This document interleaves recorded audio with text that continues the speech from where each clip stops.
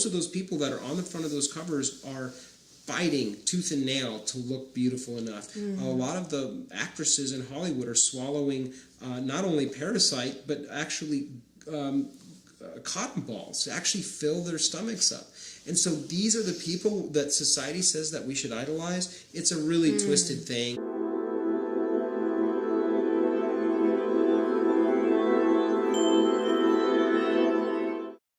What are the biggest weight loss mistakes? And better question, are you making them?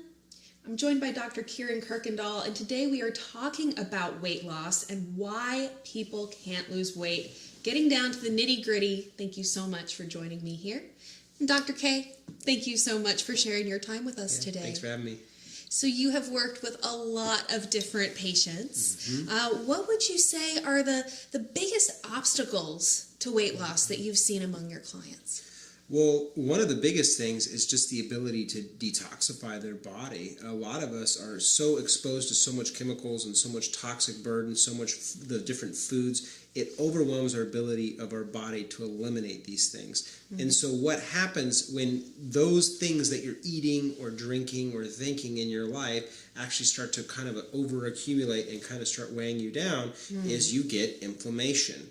And inflammation, I like to say the solution to pollution is dilution. So if you're polluted and toxic in your body, then your body's going to take on a lot of adipose tissue or fatty tissue and or water weight. If you are having a lot of water, like either feeling really puffy or you're gaining it in your legs or gaining it in your butt, if you're having a lot of that water or you're having a lot of that fat, it's a good sign that you're inflamed. You're not only overweight, but you're actually in an inflammatory state. If you start to reduce inflammation, naturally fat and water weight will begin to fall off. That's why a lot of people, even on crash diets, or they do something where they just eliminate toxic foods or something in their diet for a week, they can lose weight really quickly, but what they're really losing usually is the water weight, because the body says, oh, I don't need this, and just flushes right out. Wow, so you're saying that one of the reasons that we retain water is just the body trying to dilute all of the toxins and that literally have keep you accumulated. safe, because if you don't dilute the toxin, it'll actually cause damage to the eyes. It causes damage to the nerves, and this is what diabetes is. It's too much. This is a little bit different pathway, but it's like too much sugar causes damage to the optic nerves of the eye and to the distal fingers and toes, and so that's why you see a lot of amputation in late stage diabetes, Right. So it's really dilution, right?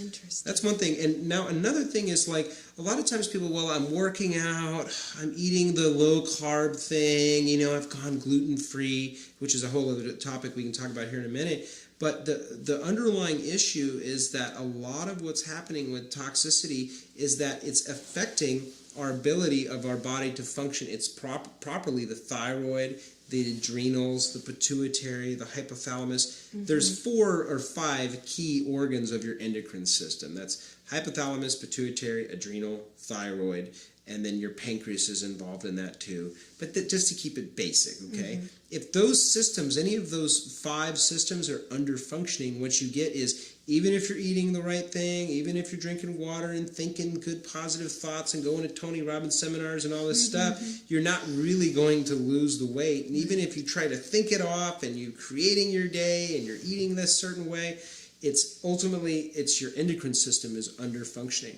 And that's where functional medicine or working with a practitioner that's looking at the underlying cause is going to be very helpful, because if they find that your numbers or that your symptomatology is off and needs support, and we give you adaptogenic herbs or a glandular or something to upregulate or support the primary gland, for example, the thyroid here, we'll call him the driver of the locomotive. Like, he's the coal-burning engine monster of the train.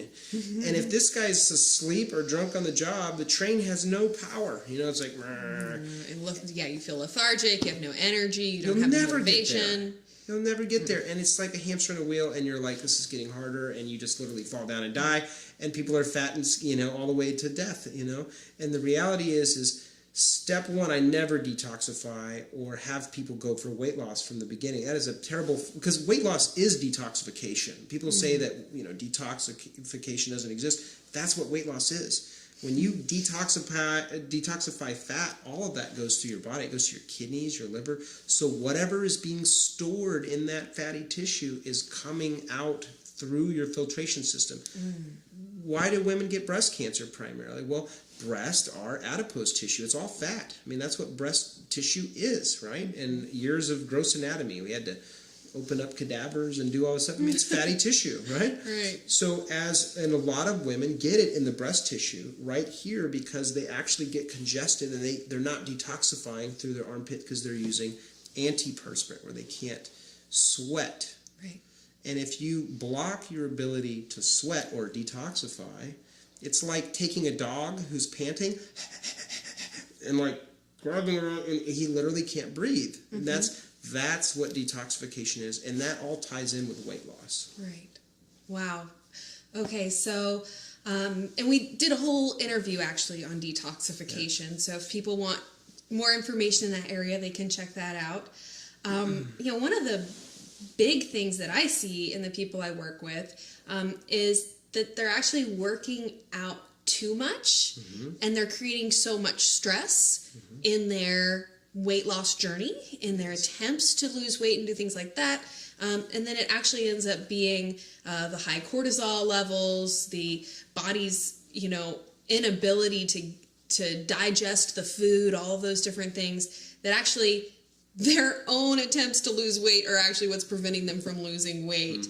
It's crazy. Would you say that stress is you know, stressing yourself out maybe is one of the big weight loss mistakes? Truly, because that stress causes inflammation on the body, and like we talked about a moment ago with the cell, every time that you have the inflammation that builds up on the body, those hormone receptors for cortisol, for leptin, which is your ability to feel full, for insulin, which is your ability to get sugar into the cell where you're no longer craving sugar, for your hormones to function properly, for sex drive and weight loss. They can't get in. So the more stress causes more inflammation. So it's this feedback mechanism that seems counterintuitive, but that's really what's happening there. So yeah, so you know, oddly, sometimes my recommendation is actually for people to work out less. You know, actually, rather than doing a whole bunch of super high intensity exercise, we're going to put in your workout regimen some things to help you de-stress, some relaxing yoga, some things that are going to be kind of helping you to reduce those cortisol levels. And sometimes it, like you said, it feels counterintuitive. People are like, I want to lose weight, so you want me to sit around and breathe deeply? And so that has been a big point that I've tried to address and help people understand. So you've got people that are setting their alarm clock for 5 a.m. or 4 a.m. so they can get up, they can go work out before they go to work. And here our problem is kind of twofold. So they're cutting into their sleep. And actually the time that we sleep is really important for weight loss. And then they're also increasing their stress levels by going and doing this incredibly strenuous thing. So, you know, in terms of weight loss mistakes, working out too much and just stressing yourself out about trying to eat well, you know, I always see people commenting about, you know, is it okay to have a cheat meal? Is it okay to do this? You know, why is it that, you know, I can be going really strong for a couple weeks and then I fall off the wagon? And so what I try to tell people is try not to stress yourself out about it so much. Sure. Forgive yourself for being human. And we're constantly surrounded by temptations and tempting foods. You know, it's going to happen. So rather than stressing yourself out about it and being so hard on yourself, what if we create this, you know, kind of climate of forgiveness? I'm going to be okay with myself and just try to reduce my stress about trying to eat this way or live this way or whatever. Yeah. I mean, patients have been coming in for a decade, and literally it's like they say, you know, what do I need to do? I've sinned, Father. Well, 5 Hail Marys and 2 Our Fathers. And it's kind of funny because they're like, I had ice cream and then I had this non-gluten-free thing. And I'm like, look, if you're going to have ice cream, I want you to enjoy the heck out of the ice cream. I want you to celebrate the ice cream. you don't need to beat yourself up about it, because you're punishing yourself while eating it, then you're beating yourself up for the next 2 weeks around after eating it. So just enjoy the things, and I think it's totally okay to once in a while have something that you consider a cheat meal. Now there's better cheat meals or cheat desserts. There's lots of wonderful low-carb, paleo-based snacks that are awesome and good for you, and that will fulfill that craving that you're having. So you don't have to feel so guilty, you know? Right. Right. You know, and so I think that kind of touches on two things. One is that, you know, people are trying to lose weight and they are just in this place of, I can't have anything I want. I can't eat what I want. I need to give this up. I need to give that up. And so they're just, you know, constantly, you know, in this state of, you know, withholding from themselves. And there's going to be a time limit on that. You know, eventually you're going to peter out, and you just, you know, and then at that point, that's when you get the binge or whatever it might be, you know. So again, if people are just more forgiving of themselves, a little bit more realistic about it, yeah, you start seeing that in the grand scheme of things, it's not about what we do some of the time, it's about what we do most of the time. Absolutely. And then in general, relieving that stress on ourselves. One of the other big mistakes that I see a lot is people starving themselves. And again, you know, there's only going to be so long that you can survive. Well, starvation actually causes more weight gain, right? You know that? Because your body then hold on to the weight. Yeah, holds on to all of the fat for dear life. Yeah. And I think that touches, again, another interesting point, which is that weight gain, accumulating that adipose tissue, is a survival mechanism of the body. It's not your body trying to play a cruel joke on you by getting a really big butt or whatever the problem is. You know, your body accumulating that fat is a survival mechanism. Absolutely. And so oftentimes people trying to lose weight, it's like they're in a battle against their body. We even think about that term, the battle of the bulge. They're constantly working against their body. Why does my body do this? Why does my body hold this weight here? You know, so again, my kind of recommendation would be, you know, how do we work with our body and support it, and, you know, have that appreciation for what it's doing, and even appreciation for all of that excess weight we've accumulated, because in a different time and place, that would be what saves your life. Yeah, absolutely. You know, so maybe even just changing our relationship with the excess weight that we have. Yeah, and just having gratitude for where you're at. And I mean, this is the underlying cause of most of the healthcare stuff in our society now. I really believe is so much of anger and despair and resentment at our own selves and the world around us. You know, political stuff, war stuff, things in medicine, but we've turned this into this whole internal battle, this whole internal war, that if we really just start to love ourselves more, because I mean, one of the key things I was talking about with thyroid is autoimmune thyroid. It's the #1 cause of hypothyroidism in this country right now, and it's amazing is, you know, what is autoimmune anything? Autoimmune in the joints is rheumatoid, autoimmune in the brain and nerves is MS and Parkinson's and these types of things. These are severe things. But it's self-rejection. At the end of the day, it's self-rejection. And like you trying to work out in the gym to look good, to try to one-up somebody or one-over somebody that they'll love you or you accept you, has like, as within, so without. You have to be looking at that deeper thing. Otherwise, this whole thing is just a joke. And most of what's being sold on the market for weight loss and the people that are on those weight loss magazines, I know a lot of those people. I've treated billionaires, I've treated celebrities, I've treated actors, I've treated all types of things, and most of those people that are on the front of those covers are fighting tooth and nail to look beautiful enough. A lot of the actresses in Hollywood are swallowing not only Parasite, but actually cotton balls to actually fill their stomachs up. And so these are the people that society says that we should idolize. It's a really twisted thing. And I think one is just demystifying and pulling the veil off of how ridiculous this thing is. You're perfect the way you are.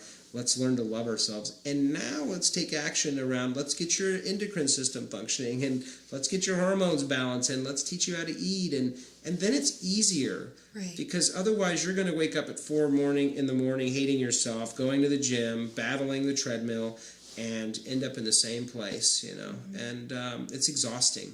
Yeah. There's a better and easier way for weight loss. Yeah, Truly. definitely. Well, Dr. K, thank you so much for sharing this with us here today. Enjoyed it. And I look forward to doing future interviews with you. Nice. Thanks for having me. Yes. Thank you so much for joining us for this video. I really hope that you will leave your questions, comments, or requests for future interviews that you'd like to see on our channel. I hope you'll subscribe to Psyche Truth so you can be sure to come back and join me again next time. And you can also find a link to Dr. Kuykendall's website, DrK.Empowered.com, down in the video description. Thanks so much, and I'll see you in the next video.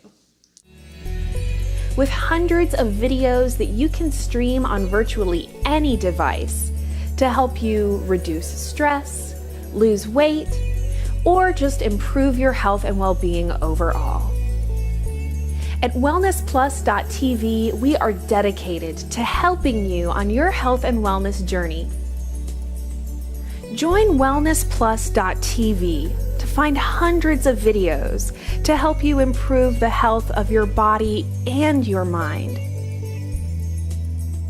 Wellnessplus.tv. Get well, feel better.